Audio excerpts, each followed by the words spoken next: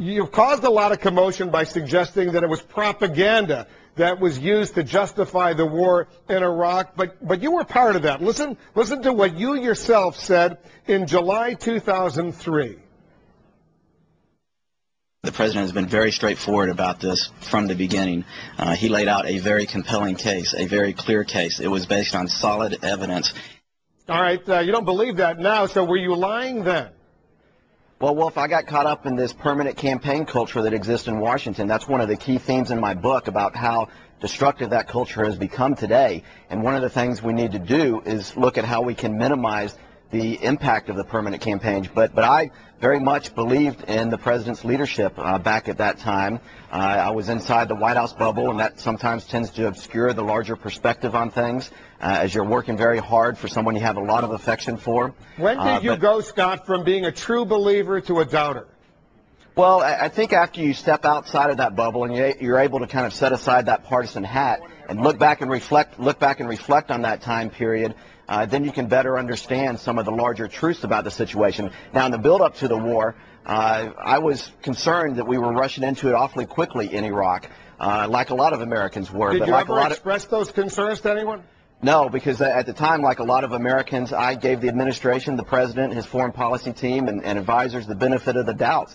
I thought that they had the intelligence before them, and they were saying that this war was necessary to go forward with in this post-9/11 environment, and like a lot of us, was caught up in that post-9/11 atmosphere.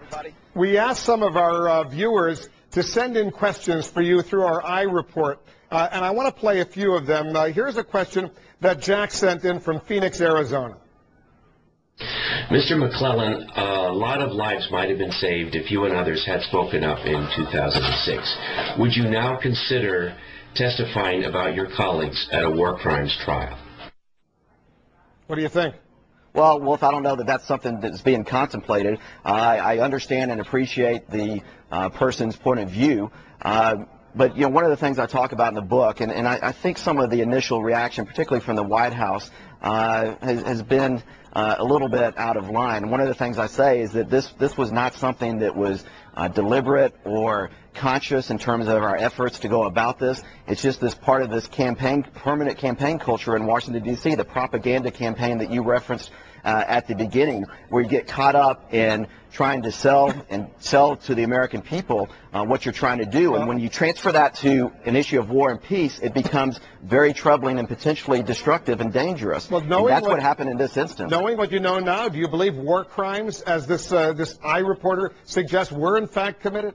No, I don't believe that. Now, I don't know everybody, individuals thinking on this topic, but the intelligence was certainly wrong. But I think the administration is incorrect to say it was just an intelligence failure in terms of Iraq, because what happened was that the case was packaged together, overstated, and oversold to the American people. At the time when I was there, I didn't see that clearly. Now I do, and we've learned a lot since that time. And as the build-up to the war accelerated, you saw administration officials, including the vice president and others, get more certain in what they were saying about the intelligence. When there was contradictory evidence, there were caveats to this intelligence, and my point is that we didn't present that case openly and forthrightly to the American people as we should have, particularly in the matter of war, or particularly in a matter of war. Some members of Congress are now suggesting, in the aftermath of your book's release, they want you to testify under oath before Congress. Are you ready to do that?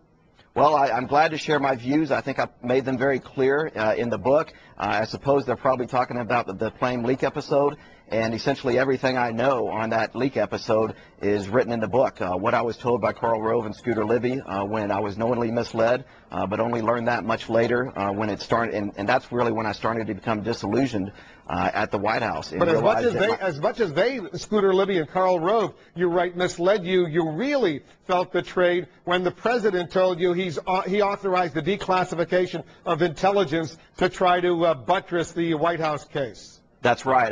That was kind of the final straw for me when I became increasingly disillusioned between the time of the Rove and Libby revelations and when I walked on Air Force One, and I tell this conversation in the book and asked the president or told him that the reporter was shouting out to him, asking him if he had authorized the secret declassification of parts of that national intelligence estimate. And he looked at me and said, yeah, I did.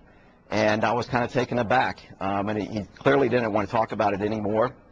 I went back to my senior staff seat on Air Force One and found out more information about it, and as I did, it was really dismaying because for more than 3 years, we had been out there decrying the selective leaking of classified information, and here it was, the president himself had done that very thing. Now, he has the authority and legal authority to do that, but at the same time, no one else in the administration knew about it except the vice president who he told and Scooter Libby. And you felt that they were hanging you out to dry?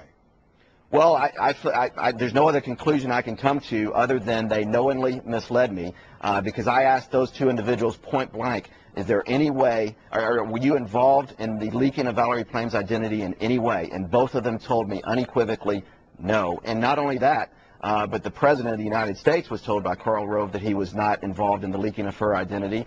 And the Vice President and President spoke about Scooter Libby and directed me to go out and exonerate him. Now, I said to the Chief of Staff, Andy Card, the only way I will do that is if I get the same assurances from Scooter that I got from Karl. And Scooter said, no, absolutely not, when I asked him if he had been involved. All right. We now know that they were. You also are scathing in your review of what happened in the aftermath of Katrina.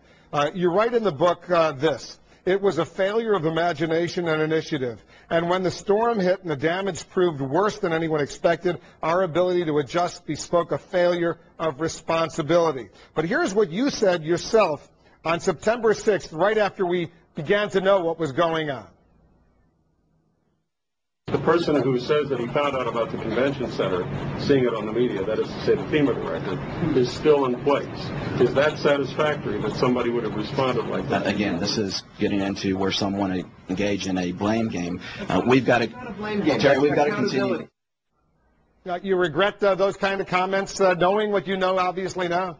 That's part of the tactics in the permanent campaign atmosphere in Washington, D.C., and like I said, I got caught up in it like everybody else.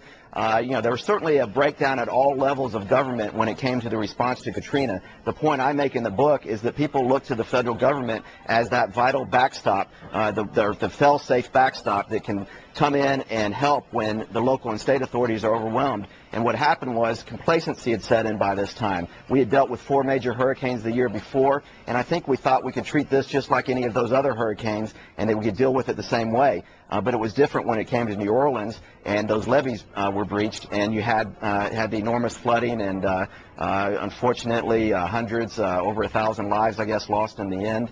And we should have been getting back to Washington, D.C. ahead of that storm, taking steps earlier than we did. And that's kind of what I talk about in the book. A major disillusionment, another one. There were 3 pages that sort of jumped out. A lot of the pages jumped out at me. But you revived the whole issue that had been dormant for so long, the president's alleged cocaine use. And among other things, you write about a conversation you overheard in which the president suggested, at least according to your account, he doesn't remember whether or not he ever used cocaine. And then you write this. You say, so I think he meant what he said in that conversation about cocaine. It's the first time when I felt I was witnessing Bush convincing himself to believe something that probably was not true and that deep down he knew was not true, and his reason for doing so is fairly obvious: political convenience. I guess the question is, A, do you believe the president actually used cocaine as a young man many years earlier, and B, why revive that issue in your book right now? Well, I think it was a telling moment. It's not really an issue about whether or not he had tried cocaine in the past. I mean, if he had, it wasn't something that concerned me. And certainly it's understandable when it comes to an issue like that occurred years ago that a politician is going to take that kind of stance. But the point I make there is that this transferred over into other areas. I think one of the most telling examples of that, now there were times when it was in private conversations with me on policy matters, and then there were other times when it was public. One of the most telling examples of that everyone saw, I think, was when he was talking about Iran, or the administration was, Iran pursuing nuclear weapons. And it came out that there was a national intelligence estimate that said that they had suspended their pursuit of nuclear weapons even before the president last spoke about that. And then the president was asked, when did you learn about that?